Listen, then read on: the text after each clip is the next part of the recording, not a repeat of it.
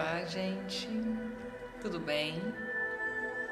Sejam bem-vindos. Vamos iniciar agora, a nossa transmissão ao vivo especial sobre o legado de Chico Xavier.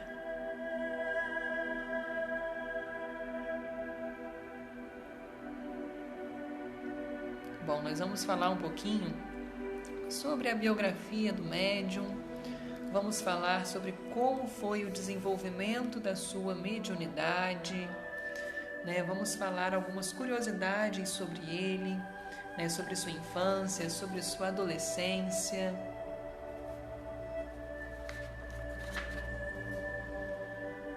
Boa noite, Luciana, Vitor, Rita, Terezinha. Tanta gente, já entrando aqui.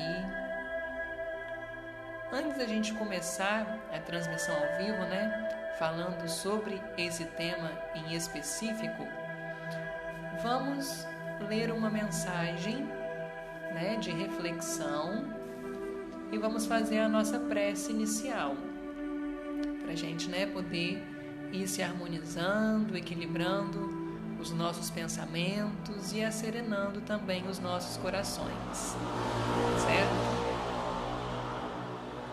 Bom, eu separei para vocês, essa mensagem, que na verdade é uma frase, mas com extremo, com extremo conhecimento, que é de Allan Kardec, que diz o seguinte: o fardo é proporcional às forças, como a recompensa será proporcional à resignação e à coragem. Todos nós passamos por dificuldades na vida, e nós temos a força de superá-las. Tem um ditado que diz, que Deus não dá fardos pesados a ombros leves. Então nós temos que ter força de vontade, temos que ter coragem e resignação para poder passar pelas dificuldades. E todos nós seremos recompensados, por superar essas dificuldades. Seremos recompensados espiritualmente falando, Então que possamos levar esse ensinamento junto com a gente no dia a dia. E sempre que uma dificuldade vier, que possamos, lembrar desse ensinamento, ter coragem e resignação.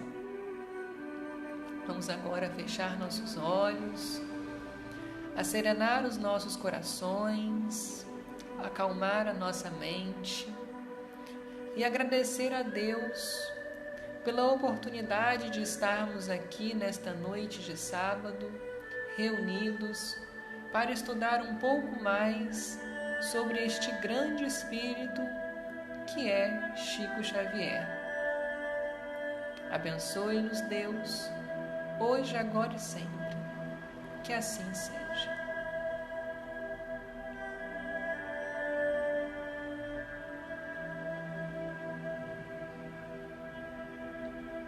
Bom, antes de nós começarmos, a comentar sobre Chico, eu separei para vocês aqui uma música, da dupla Lucas e Luan, que se chama Homem de Fé, e é uma homenagem a Chico. Vamos ouvir? Eu acho que vocês vão gostar bastante. Nesse plano assim, sua missão terminou, mas só marca pra sempre nessa terra deixou. Quando sente saudades, faz assim como eu, cante essa canção que o Chico renasceu. Chico Xavier,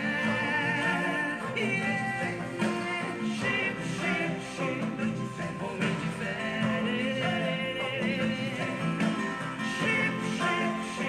Chico Xavier, homem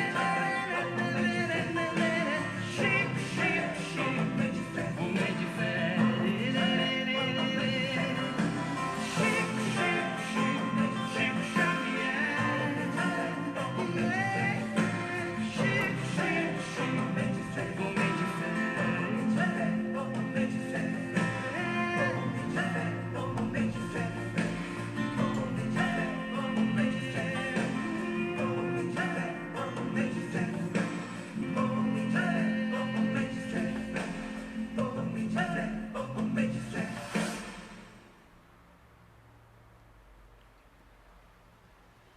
Você já conhecia essa música?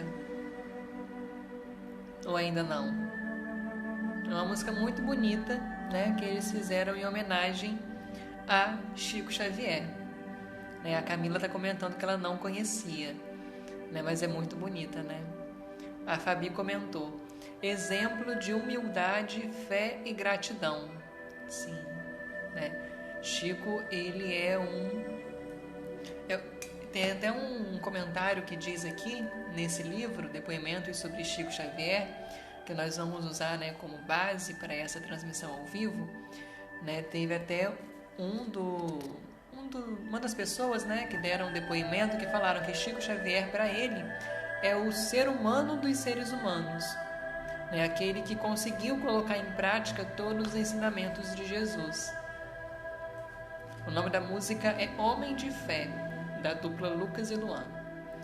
Bom, mas Chico, né, caso vocês não saibam, ele reencarnou em Pedro Leopoldo, que é uma cidade do interior de Minas Gerais, no ano de 1910.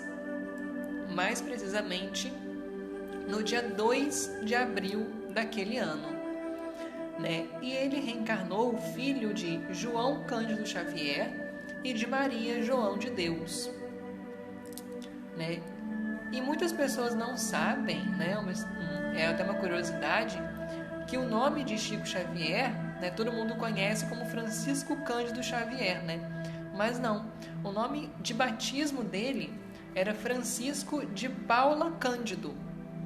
Depois, né, em 1966, quando ele já estava com 56 anos de idade, estava retornando da sua segunda viagem, né, aos Estados Unidos, é que ele alterou o nome, né, para Francisco Cândido Xavier de uma forma formal, né?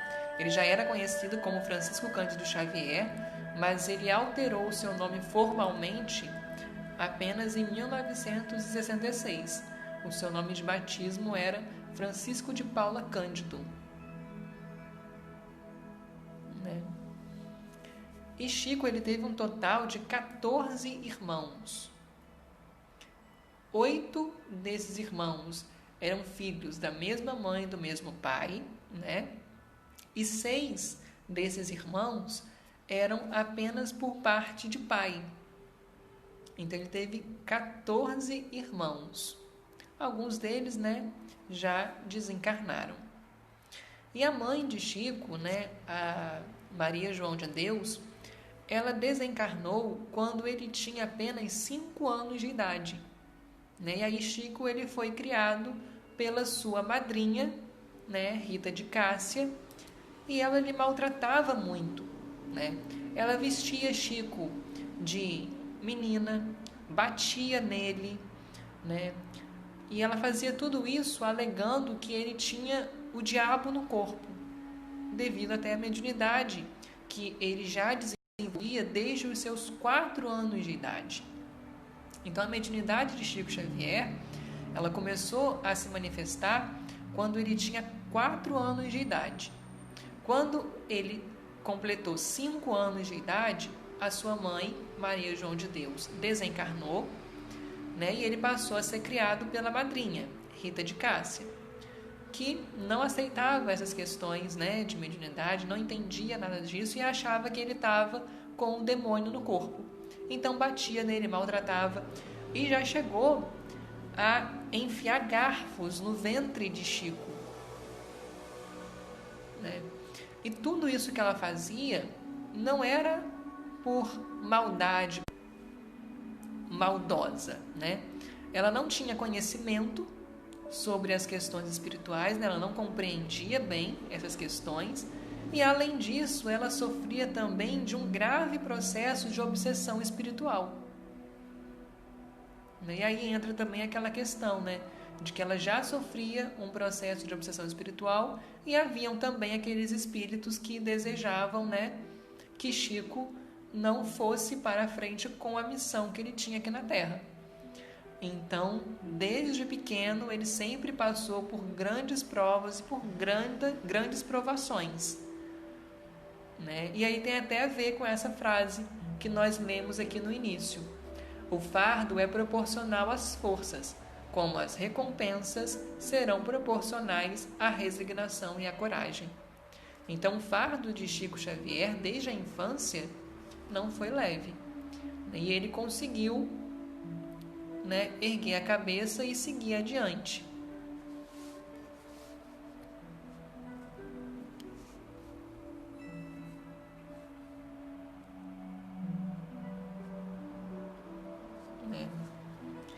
E aí, desde uma das primeiras manifestações da mediunidade dele, foi quando ele tinha 4 anos, né? E até trouxe aqui para vocês um relato que explica, né, como que foi, né, uma das primeiras vezes que ele teve, né, o auxílio de um espírito mais diretamente. É um pouquinho grande, mas eu vou ler aqui para vocês, tá bom? O relato diz o seguinte: durante uma aula do 4º ano primário, Chico afirmou ter visto um homem que lhe ditou as composições escolares, mas ninguém lhe deu crédito e a própria professora não se importou. Né? Esse relato é até descrito também no filme sobre a história de Chico Xavier. Né? Ele está numa aula na escola e aí tem que escrever, né, um texto, uma redação, alguma coisa assim, e ele vê o espírito de um homem que lhe dita o que é para ser escrito. E ninguém acredita no que ele fala e a própria professora também não se importa. Né? Aquela questão de que acha que é imaginação de criança e tudo mais. Então não dá importância. Essa redação, ela ganhou uma menção honrosa num concurso estadual de composições escolares comemorativas do centenário da independência do Brasil em 1922. Porém, ninguém ainda acreditava, né, que Chico era capaz de ter feito aquilo. Ele enfrentou a descrença dos colegas que o acusaram de plágio, acusação que ele sofreu durante toda a vida. E foi desafiado a provar de que ele tinha realmente uma mediunidade, né, quando ele foi desafiado a improvisar uma redação, uma nova redação, sobre um tema escolhido ao acaso. E aí o espírito que ajudou ele nessa primeira redação o auxiliou novamente. Né? E ele realizou com êxito essa nova redação que ele foi desafiado, mas mesmo assim ninguém dava crédito para ele. Né? E aí já entra também aquela questão de que as pessoas já não queriam dar crédito para ele, né? Já não queriam dar o braço a torcer.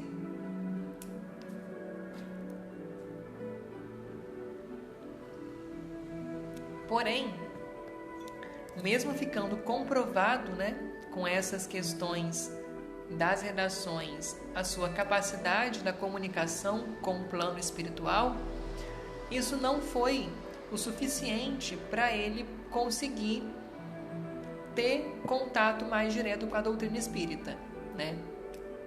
O Chico, além disso, ele também já mantinha contato com a sua mãe desencarnada, né? Quando ele era criança, ele mantinha contato com a sua mãe desencarnada e ele conversava com ela, né, sobre todas essas dificuldades que ele estava sofrendo, né, que desanimavam ele, que deixavam ele triste para baixo. E a sua mãe sempre lhe falava a frase: paciência, resignação e fé em Jesus. Né? O Vitor Hugo comentou aqui: sensacional vida de Chico Xavier. Sim, né? Você vê que desde pequeno ele já tem, né, grandes experiências, né, grandes provações também.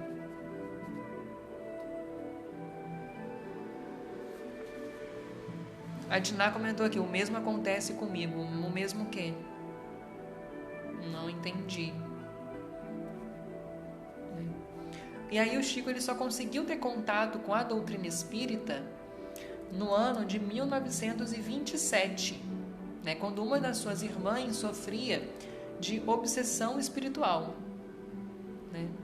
Eu estou vendo aqui que algumas pessoas estão comentando, né, vários assuntos que não estão de acordo com a transmissão ao vivo, né?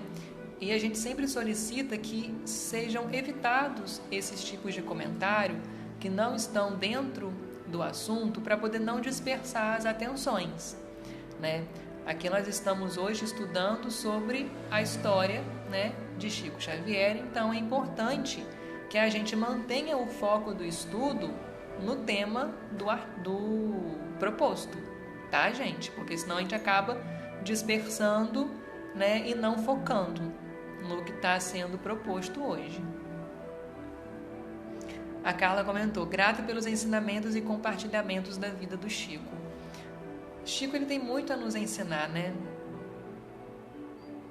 A Fátima comentou: é um espírito de muita luz. Sim, né?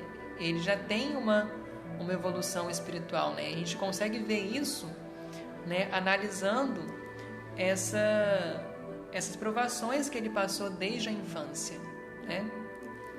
E aí falando, né, sobre a irmã dele que sofreu sobre obsessão espiritual, a família não sabia o que fazer com ela, né? E aí procuraram um casal de espíritas, que era o senhor José Hermínio Perácio e a dona Carmen Perácio, que após algumas reuniões, né, conseguiu dar orientação àquele espírito que estava obsediando a irmã de Chico, né? E aí ela se viu totalmente curada desse mal. E aí Chico continuou, né, realizando o culto do Evangelho no lar, porque esse casal ensinou eles a fazerem o culto do Evangelho no lar. Chico, mesmo com a cura da irmã, né, continuou realizando o culto do Evangelho no lar. E em 1927, quando ele tinha 17 anos de idade, fundou o Centro Espírita Luiz Gonzaga em Pedro Leopoldo. E aí eu trouxe, né, para vocês aqui essa questão que está no livro Depoimentos sobre Chico Xavier, que pergunta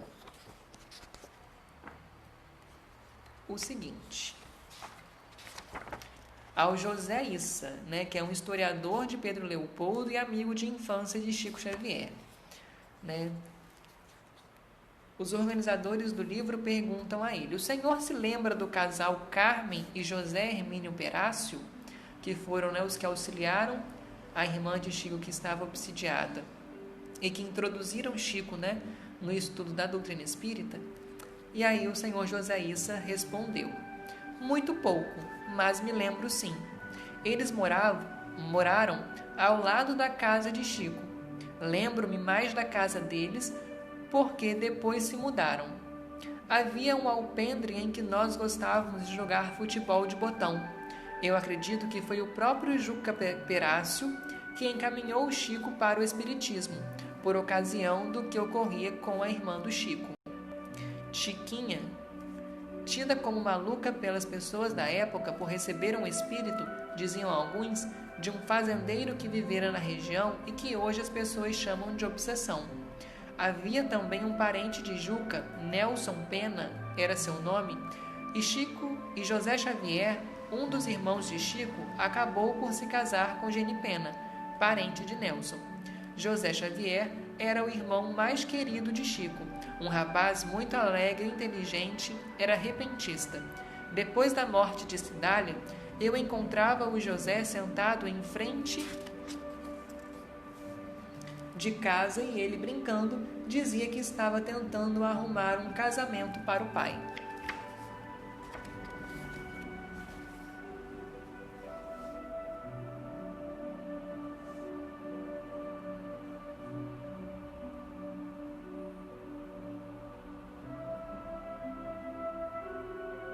Eu parei para ler alguns comentários aqui.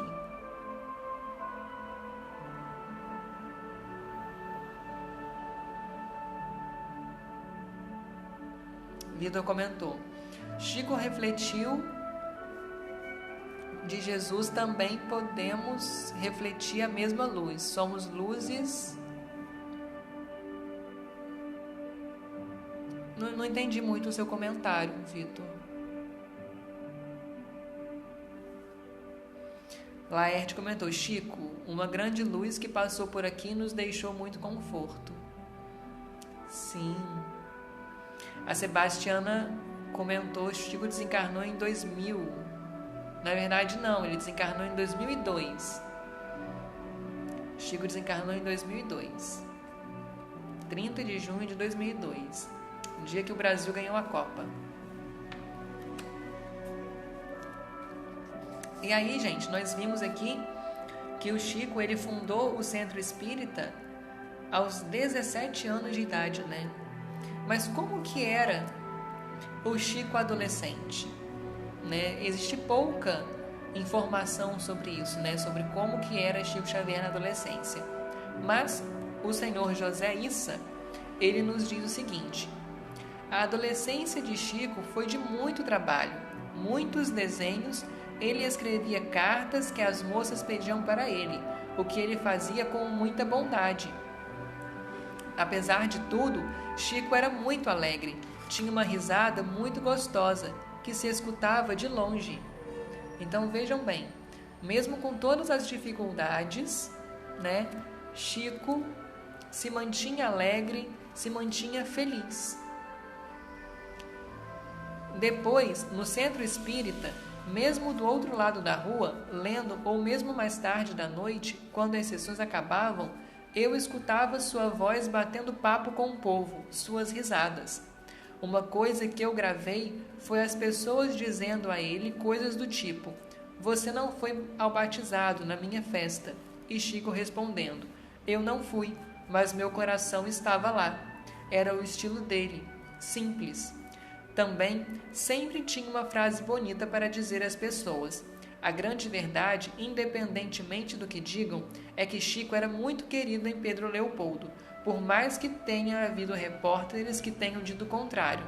Eu tinha alguns grandes amigos, como Pachequinho, que se casou com a Lucília, e nós ficávamos escutando discos naquelas vitrolas velhas de mola. Então chegava o Chico, parava para escutar também, sempre dava bons conselhos.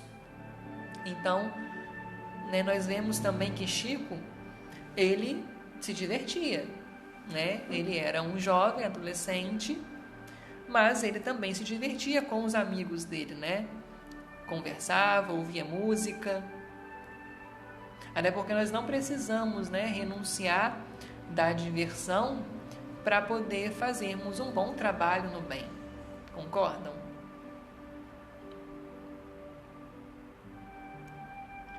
A Sônia comentou: naquela época devia ser difícil acreditar em espiritismo. Com certeza. O espiritismo não era muito bem conhecido, não era muito bem aceito, né?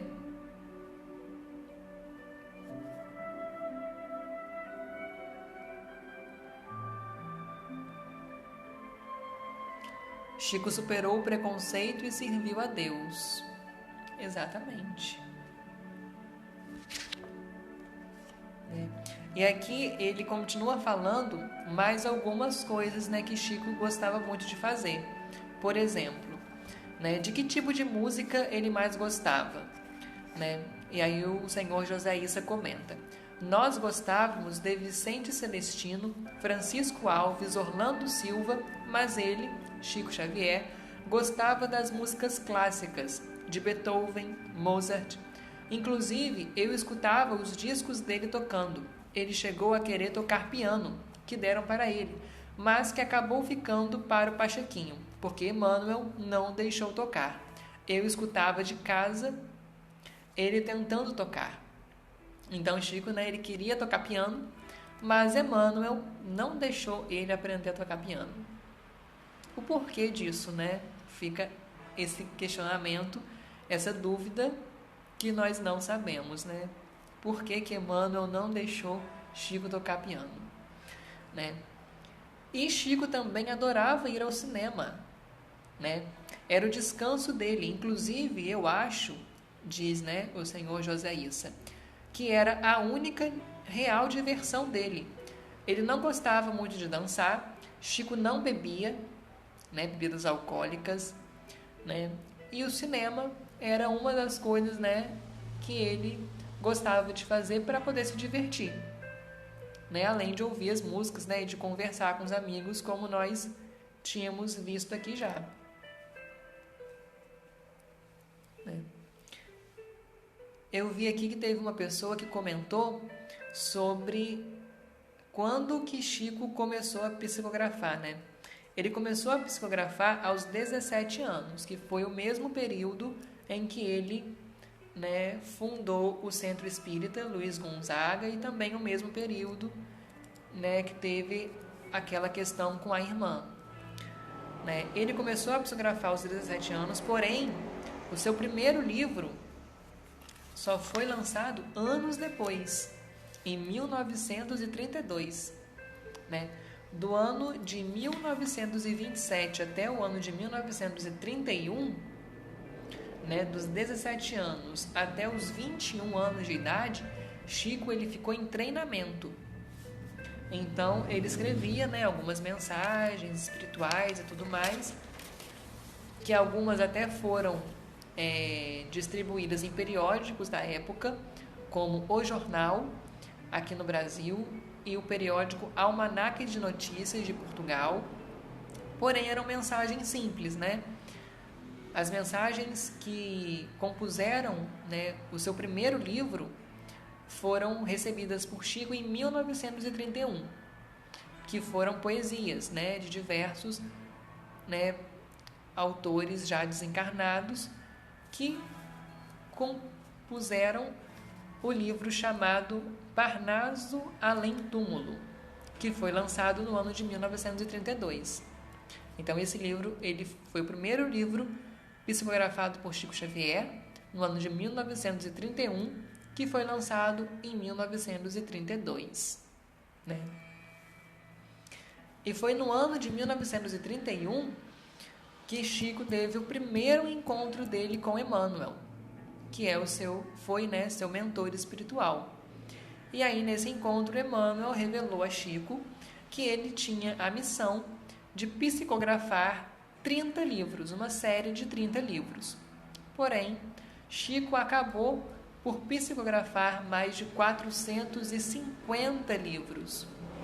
Ele tinha a missão de psicografar 30 livros, só que ele acabou psicografando mais de 450 livros, que no total venderam mais de 50 milhões de exemplares.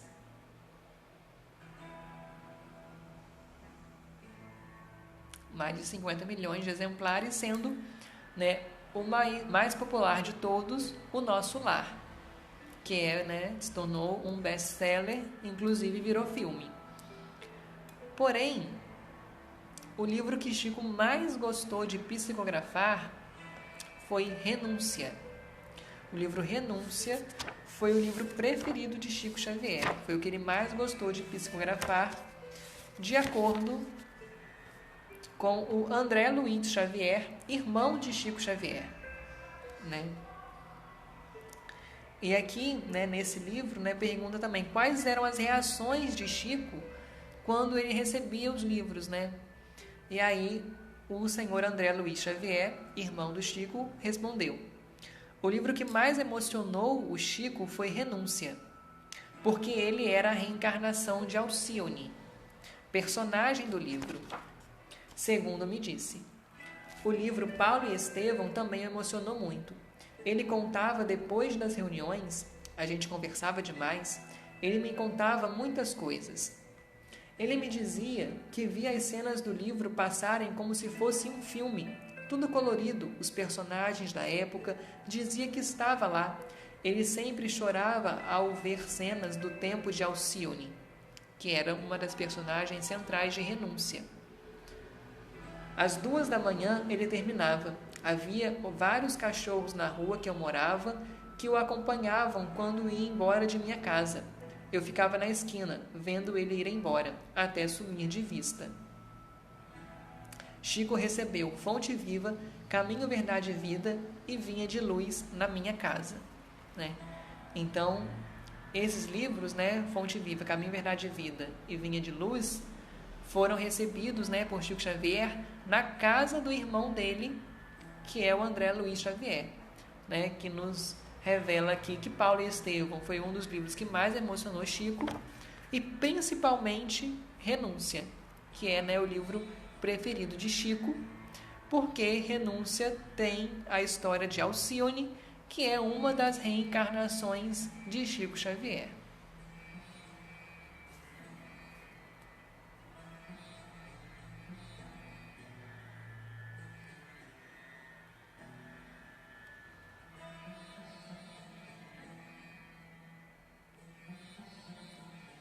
A Helenice comentou aqui, uma das reencarnações de Chico foi Joana d'Arc, né? Não. Chico não foi reencarnação de Joana d'Arc, não. Essa informação não é verídica.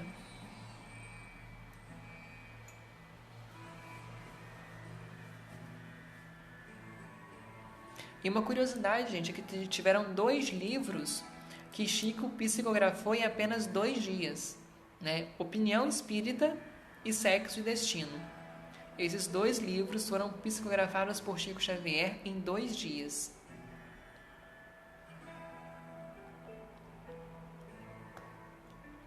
Essa informação, né, tá na biografia de Chico Xavier.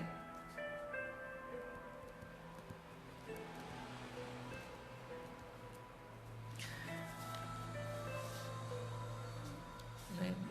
E essa coleção aqui, né, Caminho, Verdade e Vida, Fonte Viva, foram, né, psicografados por Chico e ditados pelo Espírito Emmanuel.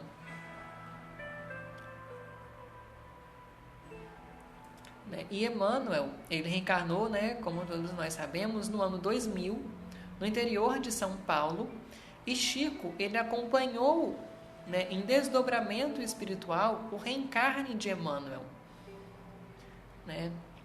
Até porque Emmanuel reencarnou em 2000 e Chico desencarnou em 2002, certo? E Chico, ele tinha pedido para desencarnar num dia em que o Brasil estivesse em festa.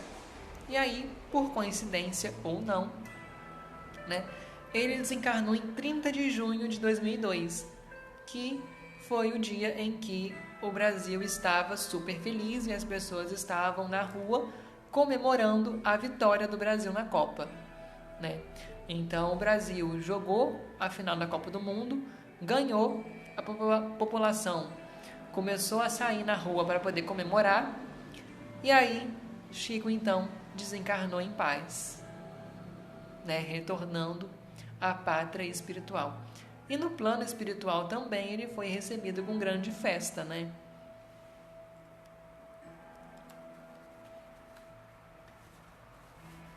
Porque ele não queria que as pessoas ficassem... Ele sabia que ele era muito amado, né, pelos brasileiros, e que o desencarne dele iria gerar um impacto muito grande, ia gerar uma comoção nacional muito grande. Então ele pediu, né, para a espiritualidade que, se possível, ele queria desencarnar num dia que o Brasil tivesse em festa, porque ele não queria, né, que o desencarne dele impactasse de uma forma tão grande. Então ia ter um equilíbrio, né? A população estaria feliz, contente e receberia essa notícia tão triste, né? E aí isso ia meio que equilibrar, e aí o pedido dele, né, acabou sendo atendido. Ele desencarnou no dia que o Brasil estava em muita festa.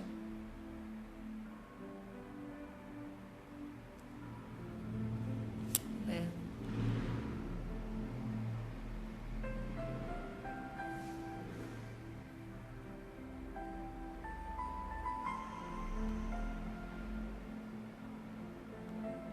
A Leonor comentou aqui, estou lendo o livro dele, As Mães de Chico Xavier. Muito lindo, é muito bonito mesmo. Tem até um filme, tem um filme, As Mães de Chico Xavier. A Joyce comentou, eu tive o prazer de conhecer a casa de Chico. Tão emocionante foi para mim.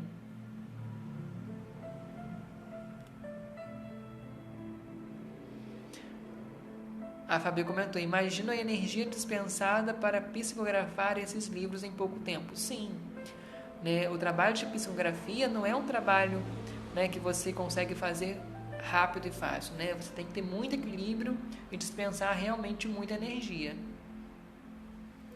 Socorro comentou: quantas reencarnações Chico teve? Inúmeras, né? Não tem como a gente dar um número fechado de reencarnações que ele teve.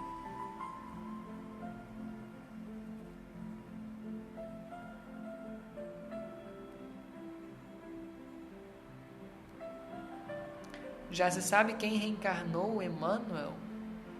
Como assim, Inês? Emmanuel já reencarnou. Ele reencarnou no ano 2000, no interior de São Paulo.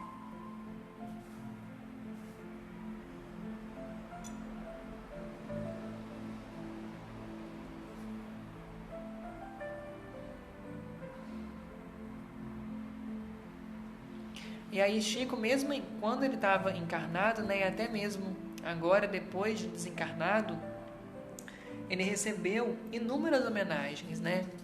Ele foi indicado 2 vezes ao Prêmio Nobel da Paz, ele ganhou a premiação de Mineiro do Século, ele foi eleito o maior brasileiro da história em votação promovida pela revista Época, né? Teve um programa do SBT, o maior brasileiro de todos os tempos, em que Chico ele foi eleito, né, com mais de 70% dos votos.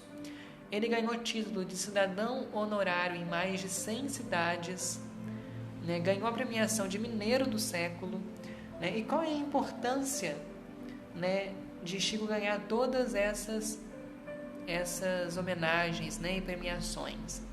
E aí tem até uma pergunta que é feita ao Nestor João Massotti, né, que foi presidente da Federação Espírita Brasileira, né, e secretário-geral do Conselho Espírita Internacional, que foi a seguinte: quando a população foi convocada para eleger o brasileiro do século, mesmo com uma enorme quantidade de concorrentes de peso, o nome escolhido foi o de Chico Xavier. Qual é a importância dessa escolha feita pelo povo brasileiro para o movimento espírita e para o próprio Chico Xavier? E aí, né, o Nestor João Massotti comenta: o que observamos nessa reação natural e compreensível dos homens é o reconhecimento do amor como algo muito importante em nossas vidas, porque o que temos acumulado pelo tempo, o conhecimento, muitas vezes acaba deixando esquecida a questão do sentimento, do amor, como algo importante no relacionamento humano. A virtude da prática da fraternidade não é algo que dispense a racionalidade. Pelo contrário, à medida que ampliamos nosso conhecimento, temos condições de compreender a importância de amar o próximo e começamos a dar a essa nossa ação um sentido prático, coerente e lógico. Daí a mensagem clara da doutrina espírita, quando destaca que a fé inabalável é só aquela que pode encarar a razão face a face em todas as épocas da humanidade. Mas, se de um lado temos a sustentação lógica daquilo que devemos fazer no campo do bem, outro importante ponto é o que nós venhamos de fato a colocar em prática o campo do bem. E o que sentimos na humanidade hoje é a sede de fraternidade, de manifestação de amor ao próximo. E quando surge alguém que, de forma efetiva, constitui-se polo de difusão e de vivência desse princípio de amor, essa pessoa realmente aglutina, aproxima, reúne multidão. Um exemplo disso, respeitadas as devidas proporções, é o caso do próprio Cristo, que esteve conosco há mais de 2000 anos e sua presença foi tão marcante, assim como os seus gestos, que acabaram dividindo a história em antes e depois dele. E até hoje, ainda tentamos ampliar a nossa compreensão a respeito de seu trabalho. E nós temos compreendido pelo estudo do Evangelho e dos livros que Chico nos deixou, assim como a própria presença do Chico, que o amor é a base de tudo.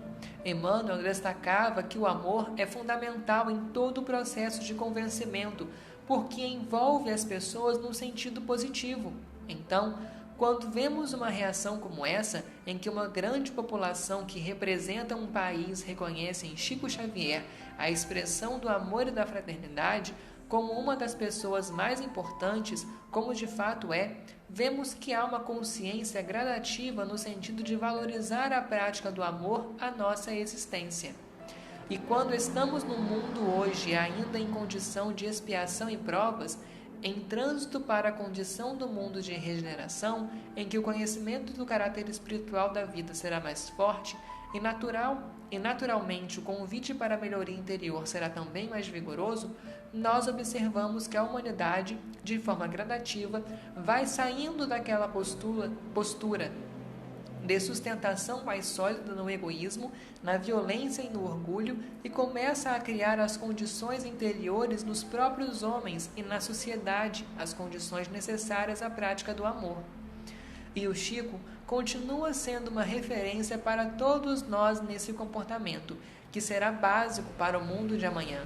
Jesus mesmo dizia que chegará o momento em que haverá um só rebanho sob a égide de um único pastor, que é e será ele, sem dúvida. Também disse que seu reino ainda não será deste mundo, mas quando tivermos realmente um único rebanho e pastor e o reino de Cristo estiver aqui, a prática da solidariedade será um processo natural de vida, e a referência do Chico será sempre lembrada como algo que um ser humano pôde fazer e que servirá de estímulo para enfrentarmos nossas próprias falhas e procuraremos desenvolver a potencialidade de amar a todos, a potencialidade de amar que todos nós possuímos.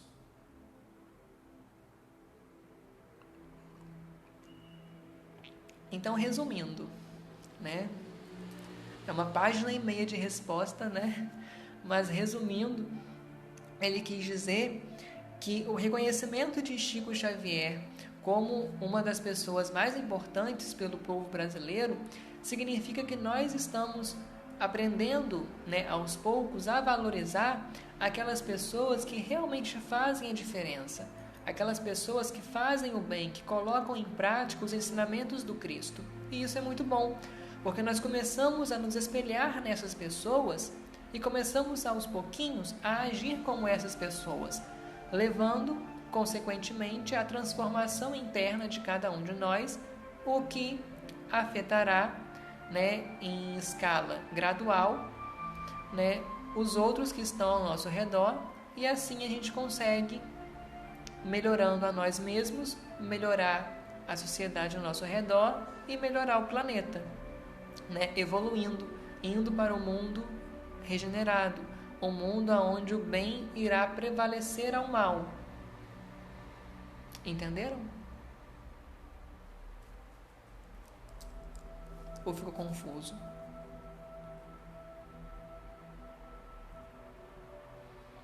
Boa noite, Thelma, Marisete, Maria, Sônia, Elizabeth, todo mundo dando boa noite. Boa noite. Estamos aqui conversando sobre Chico Xavier, né?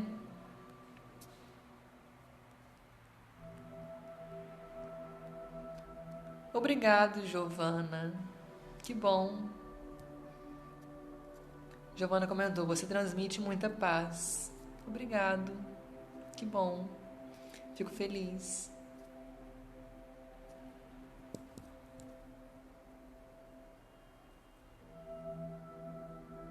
Fábio comentou, Chico já encarnou novamente? Não. Chico, ele está no plano espiritual, né, realizando os seus trabalhos lá do outro plano, né? Há relatos que dizem, né, que os papéis, né, se inverteram. Hoje Emmanuel está reencarnado e Chico continua no plano espiritual, orientando de alguma forma Emmanuel, né?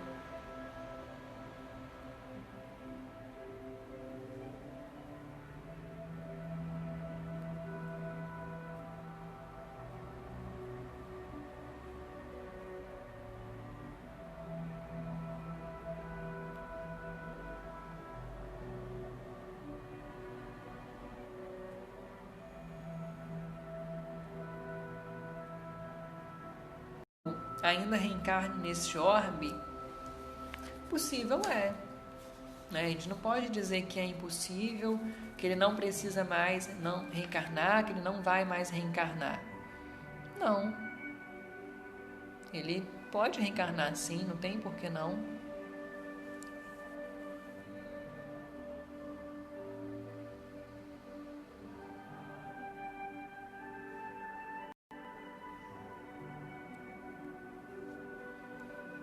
Né? Entenderam? Bom,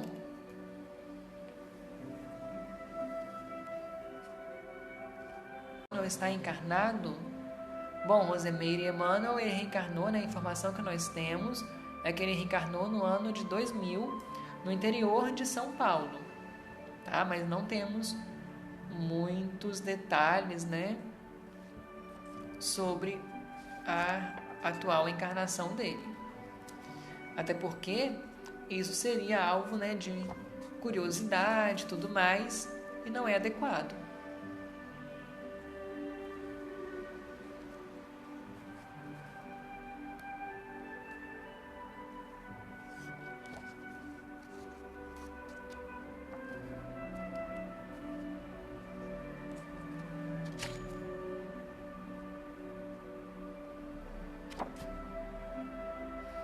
E aí Chico, gente, ele nasceu em Pedro Leopoldo, né? Depois ele foi para Uberaba, né? Mas por que que ele fez, né, essa mudança? Por que que ele saiu, né, de Pedro Leopoldo e foi para Uberaba? Nós até separamos aqui para falar com vocês sobre isso, porque é uma curiosidade que as pessoas tinham, né, para poder compreender. E aí o André Luiz Xavier, ele comenta que foi em virtude de uma possível perseguição de um padre da cidade, né, naquela época. E aí Chico optou, né, por se mudar, né? Ele ficou aguentando as calúnias, né, e as perseguições do padre, calado, humilde, sem debater, sem, né, afrontar, e também nunca falou mal desse padre, sempre o respeitou.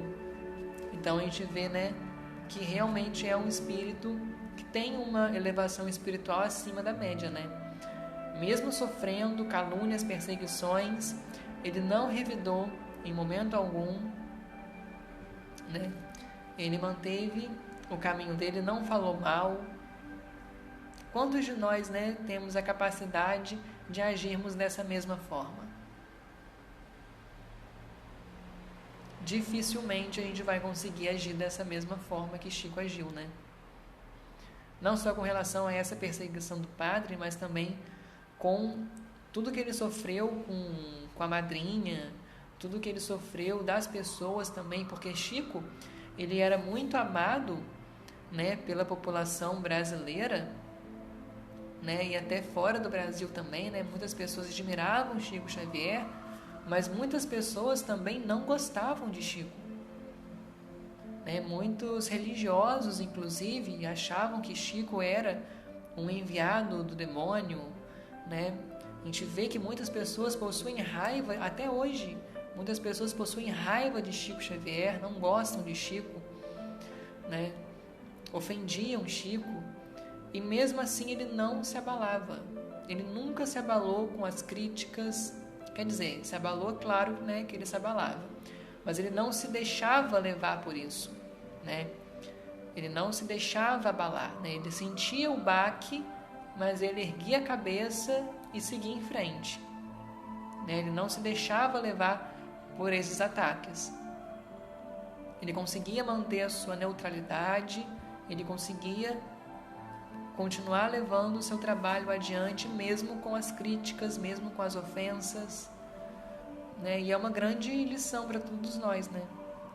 Não vamos pensar que Chico tinha uma vida fácil e que ele era extremamente amado e acolhido por todos, não. Porque ele passou por muitas dificuldades, muitas pessoas queriam, né, que ele tropeçasse, né? Muitas pessoas queriam se aproveitar dele. Muitas pessoas inventavam um monte de história sobre ele, né, para poder ofuscar sua luz, mas mesmo assim ele seguiu adiante. E o bem sempre prevalece, né?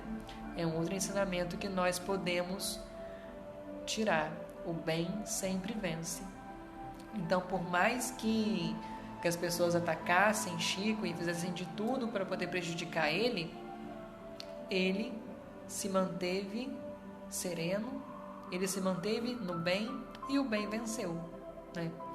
A grande maioria das pessoas hoje em dia ama Chico Xavier, né? Admira o trabalho dele, porque o mal não conseguiu avançar. Porque o mal nunca ganha, o mal nunca vence, né? A Lígia comentou: Chico foi um exemplo de humildade e de verdadeiro amor ao próximo. É verdade, né? E se Chico conseguiu, nós também conseguimos, né? Todos nós somos espíritos que estamos buscando a evolução. E todos nós conseguiremos evoluir e colocar em prática os ensinamentos do Cristo.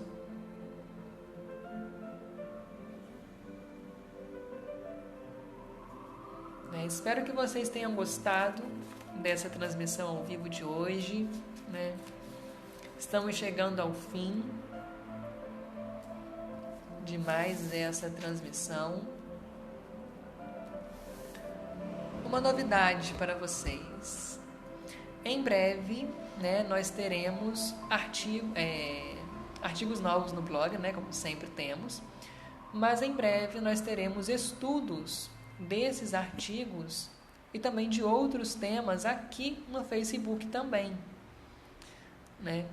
Como vocês devem saber, nós realizamos estudos, né, do Evangelho segundo o Espiritismo lá no Instagram, né? Fazemos também algumas transmissões ao vivo lá no Instagram e aqui no Facebook de vez em quando, né?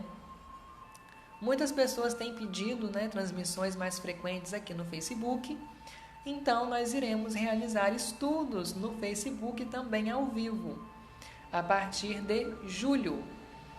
Tá? O Fábio comentou se será sempre aos sábados. Não, nós ainda estamos, né, vendo como é que isso vai ser feito, né? Não sabemos se terá um dia fixo ou se será de forma aleatória, mas iremos sempre comunicar com antecedência. A gente sempre vai comunicar com vocês com antecedência o dia, o horário e o tema do estudo aqui no Facebook, tá? Teremos também vídeos com estudos lá no YouTube, né? A gente vai preparar material bem bacana para vocês lá no YouTube, no Facebook, no Instagram. Continuaremos com o nosso estudo do Evangelho todas as quintas-feiras às 17 horas, né? Nesse mês de julho. Também teremos material para o IGTV, além dos artigos, né, do blog e do aplicativo. Bom, vocês podem enviar para a gente, né, as sugestões de temas que vocês querem que sejam abordados, tá? Podem mandar pelo e-mail que é blog@letraespírita.com.br. Envia para a gente lá a sua sugestão, o que vocês querem ver, quais são as dúvidas que vocês possuem, tá? A Camila perguntou: o estudo no Instagram é feito quais dias da semana? Agora, atualmente, né, nós estamos com o estudo às quintas-feiras, 17 horas, que é o estudo do Evangelho segundo o Espiritismo. E no mês de julho de 2018, estamos com lives compartilhadas, tá? Todas as sextas-feiras, 18 horas. Tá? Essa programação vale agora para julho de 2018, tá, gente? Depois, pode ser que altere.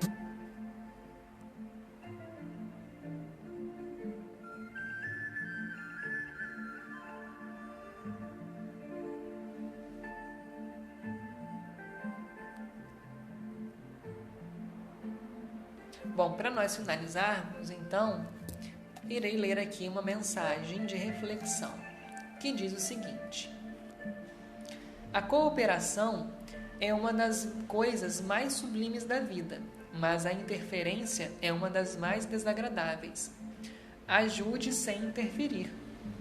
Não imponha seu ponto de vista quando ajuda alguém. A compreensão ajuda, a interferência atrapalha. Então, coopere com todos, mas sem interferir em sua maneira especial de agir e de pensar. Não temos o direito de interferir na vida de ninguém.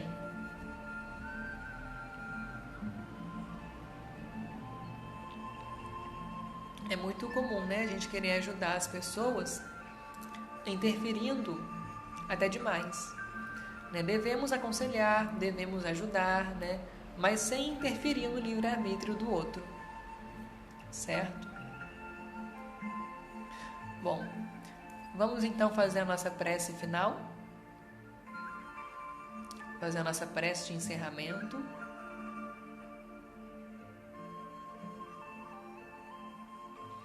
Bom,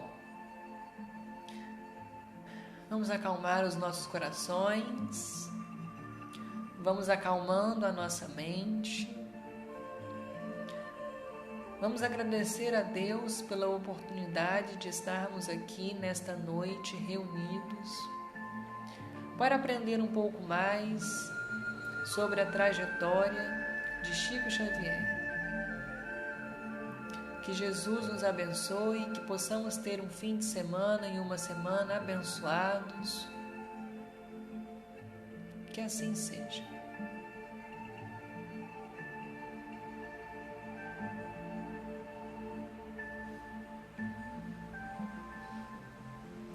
Bom, como eu disse, espero que vocês tenham gostado. Em breve algumas novidades, como eu já anunciei para vocês. E fiquem com Deus. Até breve.